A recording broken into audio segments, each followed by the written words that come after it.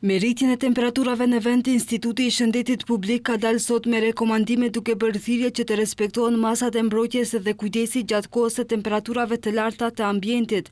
Rekomandimet vlen posaçërisht për personat mbi 60 vjeç, fëmijët, gratë shtatzëna, të sëmurët kronik, personat me mbi peshë, çrregullime mendore dhe ata që marrin terapi specifike. Rreziku rritet edhe për ata që punojnë ose qëndrojnë jashtë gjatë pjesëve më të nxehta të ditës.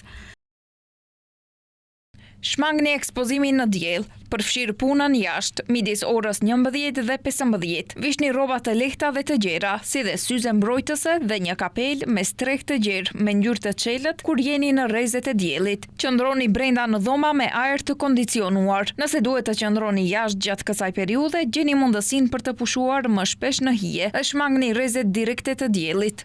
ISHP po ashtu rekomandon që gjatë ditës të mbyllen dritaret, si dhe të shmangen ushqimet yndyrore dhe me shumë kalori, si dhe ushqimet që përmbajnë një sasi të madhe sheqeri.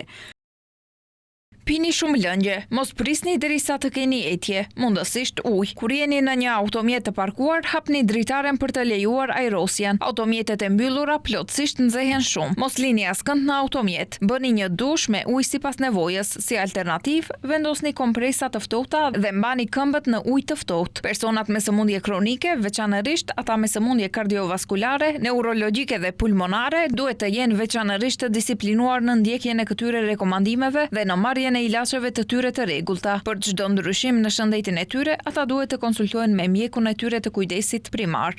Përveç rekomandimeve, Instituti i Shëndetit Publik dha dhe udhëzime se çfarë të bëni nëse nuk ndjeheni mirë, po ashtu sqaruan se nëse ndonjë antar i familjes suaj ose ndonjë person që po ndihmoni ka lëkurë të nxehtë dhe të thatë, dhimbje barku ose është pandjenja, të telefononi menjëherë në 194 ose 112.